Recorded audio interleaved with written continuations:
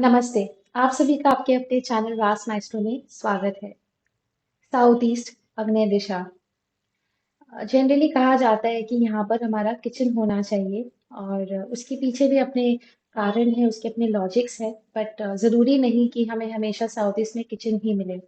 और किचन मिले तो भी हो सकता है कि वहाँ पे और दोष हो सकते हैं। फॉर एग्जांपल, साउथ ईस्ट में कोई कट है या साउथ ईस्ट एक्सटेंडेड है, साउथ ईस्ट में कोई बोरवेल आ गया या सेप्टिक टैंक आ गया या टॉयलेट आ गया या स्टेयरकेस भी हो सकता है। वो भी अपने आप में एक वास्तु दोष है अगर साउथ ईस्ट में ऐसा है तो।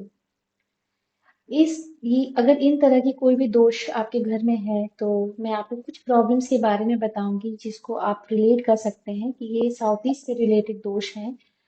फॉर एग्जांपल, घर में डायबिटिक इशू होना, किडनी रिलेटेड इशू, डायलिसिस का प्रॉब्लम होना।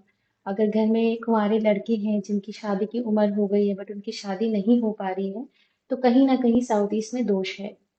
बच्चे नहीं पढ़ रहे हैं, जो स्पेशली जो मेल बच्चे हैं घर में, जो लड़के हैं, अगर उनका जो आहार व्यवहार है वो थोड़ा सा अलग है जो कि हमें समझ नहीं आ पा रहा है, तो हो सकता है आपके साउथ ईस्ट में कोई वास्तु दोष हो। अगर आपके पैसे बहुत ज्यादा स्टक हो रहे हैं, कोई भी काम आप शुरू करते हैं, अंत में शुरू होने से पहले ही लास्ट में जाके फिर अटक जा रहा है बार बार, तो आपके साउथ ईस्ट में प्रॉब्लम है। साउथ ईस्ट में प्रॉब्लम होना, घर में फीमेल डोमिनेशन बहुत ज्यादा हो जाता है। इसका मतलब ये नहीं है कि मैं फीमेल्स को सपोर्ट नहीं कर रही, बट हम जब भी एक लाइफ को जी रहे हैं तो वो एक combination of male and female होना चाहिए। तो जिस भी घर में अगर साउथ ईस्ट में दोष है तो आप देखेंगे कि उस घर में जो फीमेल मेंबर्स हैं उनकी डोमिनेशन बहुत ज्यादा है ओवर मेल्स। तो अगर ऐसा आप भी कुछ महसूस करते हैं तो आपको अपने साउथ ईस्ट दिशा को चेक करने की जरूरत है। अब हम बात करते हैं इसके उपचार की, या हम इसको कैसे सुधार सकते हैं। कई बारी प्रैक्टिकली हमें पता है कि हम फॉर्म करेक्शन नहीं कर सकते। फॉर एग्जांपल, अगर आप अपार्टमेंट में रह रहे हैं तो अगर आपके अपार्टमेंट के साउथ ईस्ट की तरफ सेप्टिक टैंक है तो आप उसको नहीं सुधार सकते या आप उसको रिलोकेट नहीं कर सकते। उस केस में आप मैक्सिमम जो कर सकते हैं, आप अपने घर के साउथ ईस्ट की एनर्जी को इन्हांस कर सकते हैं। अगर कोई नेगेटिव पल्यूटेड एनर्जी है साउथ ईस्ट की तो आप उसको पॉजिटिव कर सकते हैं। और बहुत ही सिंपल ट्रिक है आज मैं जो आपको बताने वाली हूँ। आपको क्या करना है, आपके घर का जो भी नक्शा है, आप उसके सेंटर को 9 बाय 9 के ग्रिड में डिवाइड करेंगे। और उस 9 बाय 9 के ग्रिड में जो भी हिस्सा साउथ ईस्ट में पड़ रहा है वहां पर आप एक रूबी बरी करेंगे।